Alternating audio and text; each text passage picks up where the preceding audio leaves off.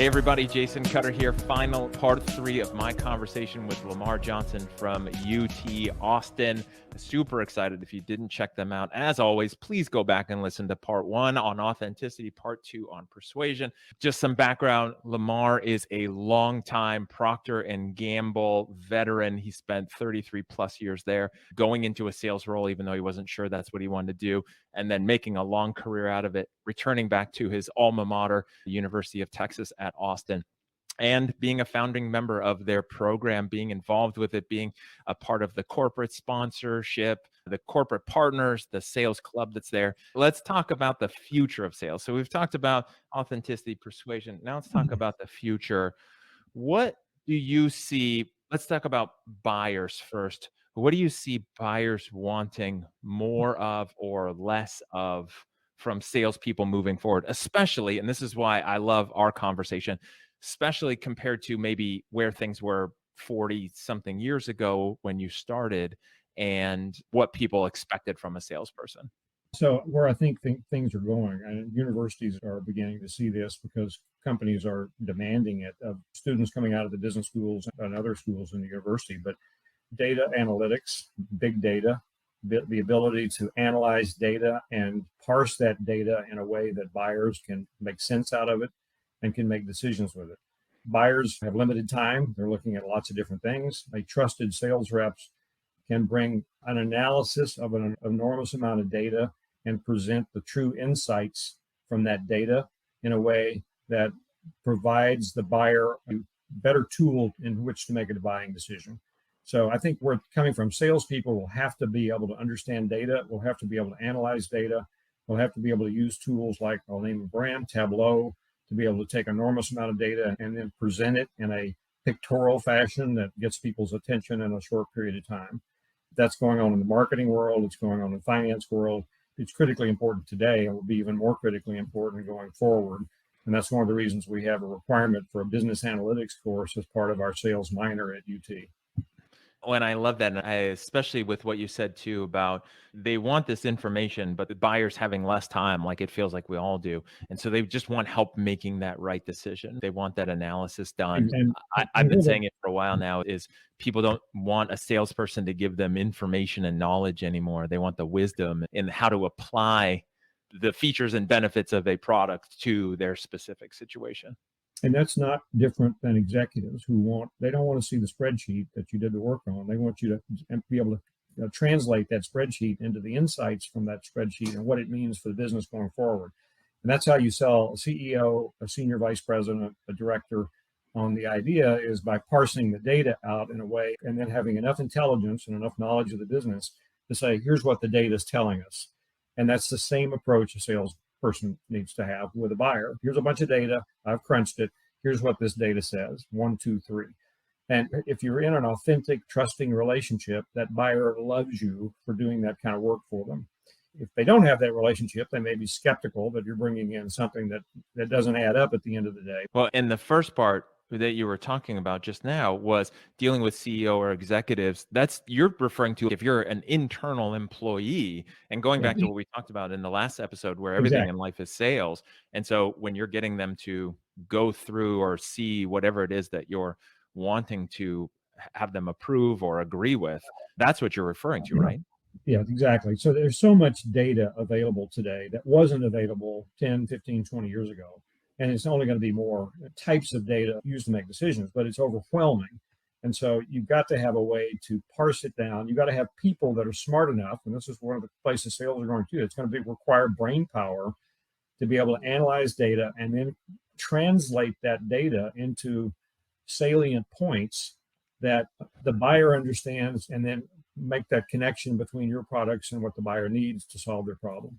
Where do you see that part in the programs at UT and in general in these sales programs, what you're seeing in the sales club, especially relative to the market where sometimes salespeople can, like they have the language of their company and their solution, and then they go to a potential buyer and they're using all their jargon or technical stuff. And it's two different people talking two different languages. And then buyers are like, yeah, confused minds never buy, right? And they're just like, Right. I don't get it, never mind. Exactly. And that's where the sales rep, if they haven't done their homework, if they don't understand the customer, if they don't understand their needs.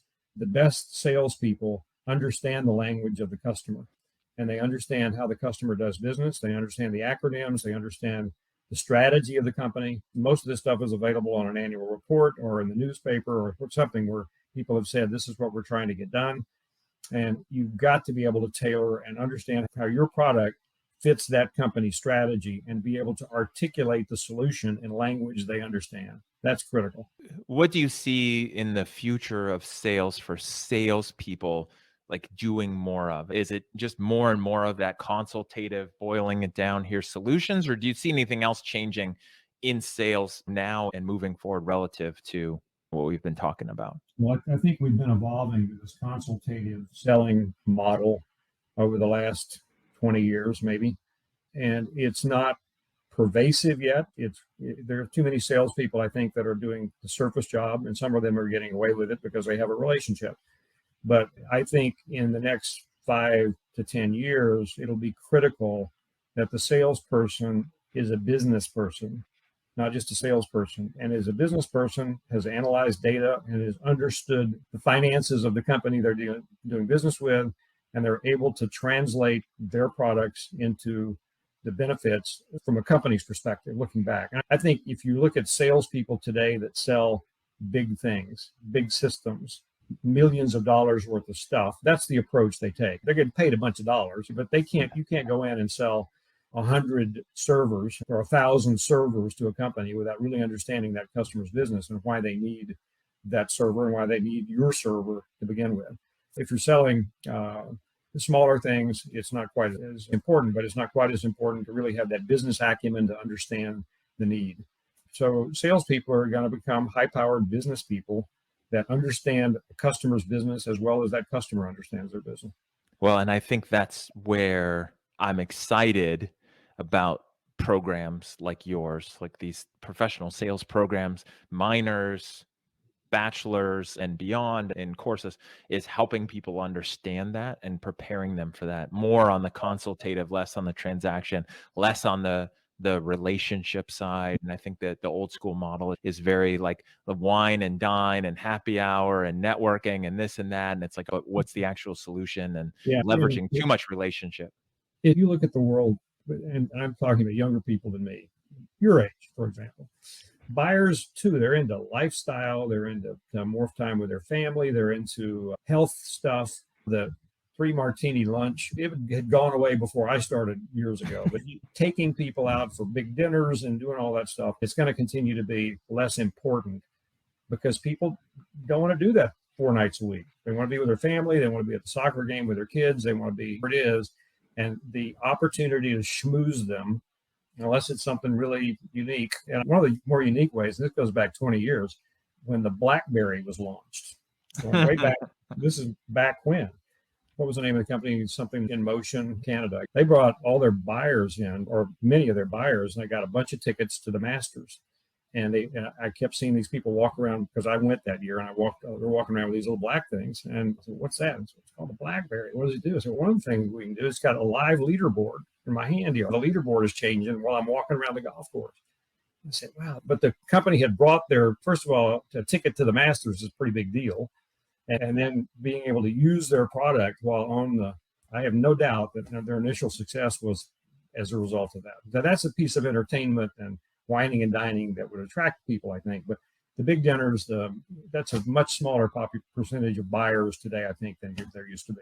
Yeah, and it's definitely about the long-term relationship. And I think one of the things that's changed is a lot of buyers, again, of all age demographics, usually when they get to a certain point, they've had enough experience where they can see through the phony experiences in the dinners, and then the ones that are valuable relationship building versus giving to get, where it's, I'm going to take you to dinner because I'm expecting you to buy from me, how that doesn't work.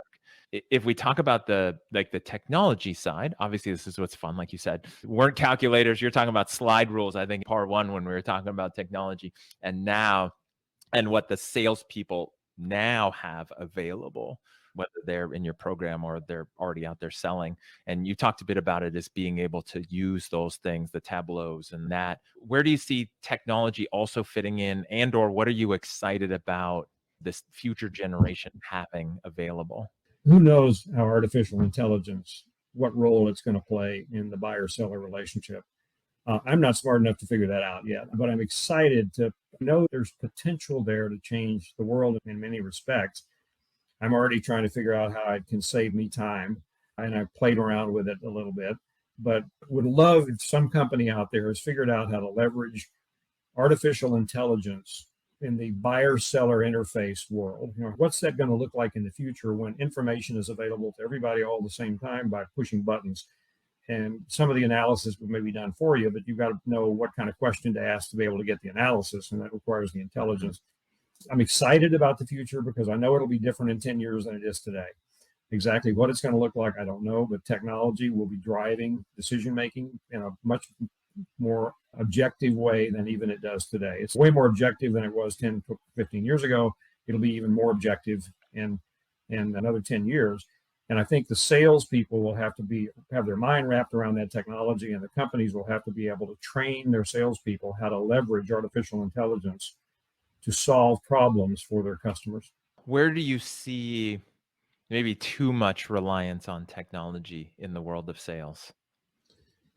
You still are going to need to trust people. You still are going to need to have a relationship with people.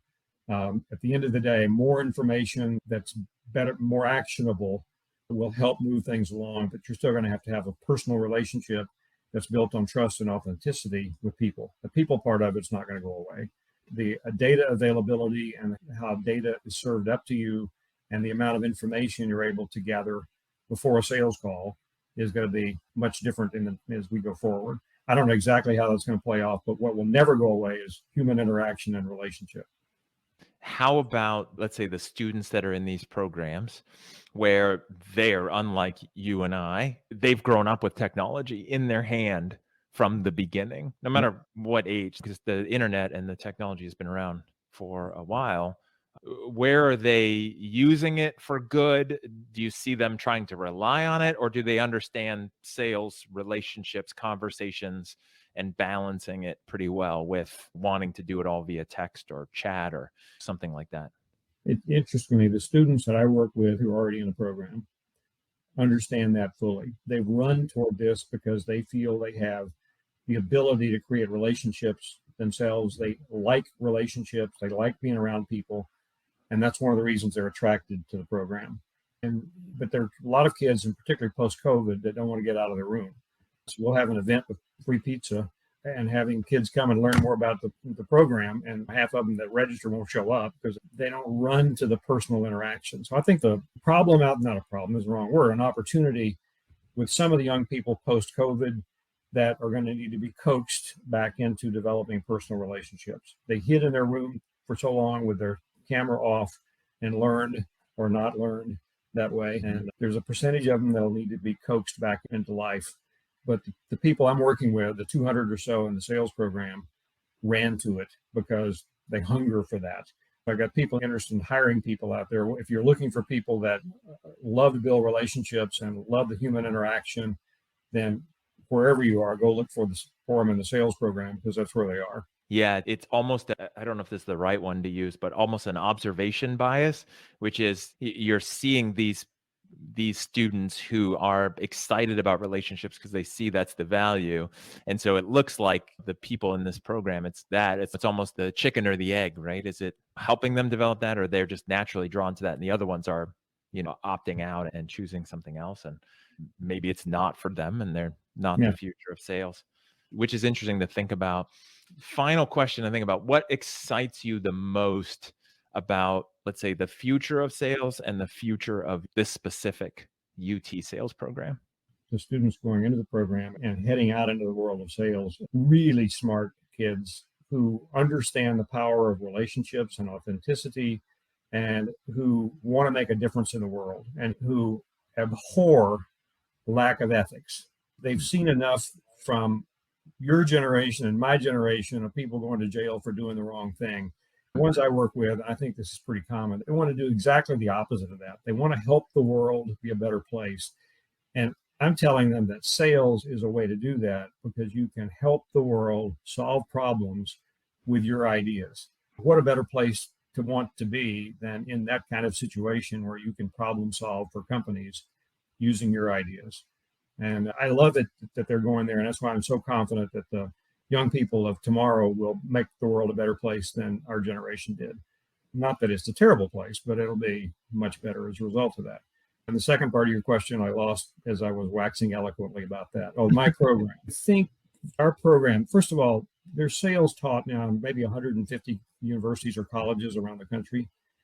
Many of them are smaller schools, not all of them, but many of them are smaller schools, and they're teaching sales, and the audience for the student is not the IBMs of the world. It's not the Dells of the world. It's the local family business in town or whatever it might be. So I'm not trying to belittle that, but their concept of teaching selling is more in the how do you sell?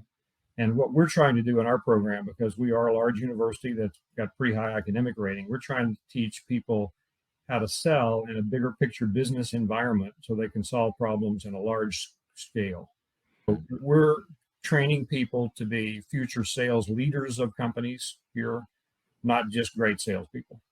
And some great salespeople become great leaders. Some great salespeople are just great salespeople. We're trying to crank out people that will lead the sales organizations of large companies going forward. I love it. I think that's great. And I'm really excited about what you said about the future and what they want and how they want to be in sales. And that's why I love these conversations, want to get these out more, and excited by more and more schools with more and more students growing their programs to fill the world with people who see sales different. Again, Lamar, thank you for being here. For people who want to connect with you, I mentioned the other ones. The links will be in the show notes. LinkedIn, you're on LinkedIn. So Lamar Johnson, and then also the University of Texas McCombs School of Business. The link will be in there. I know they can find that in there. Again, thank you for all of this and for what you're doing to take all of your experience and help shift the world of sales with the future salespeople. I appreciate that, and for you being here. I have fun every day. Jason, thanks for including me. I love it. And thank everybody for being here, tuning in, being a part of this journey, and doing what you can to shift the way sales is done. Thank you for being here and for being a part of this journey to help fill the world with authentic persuaders.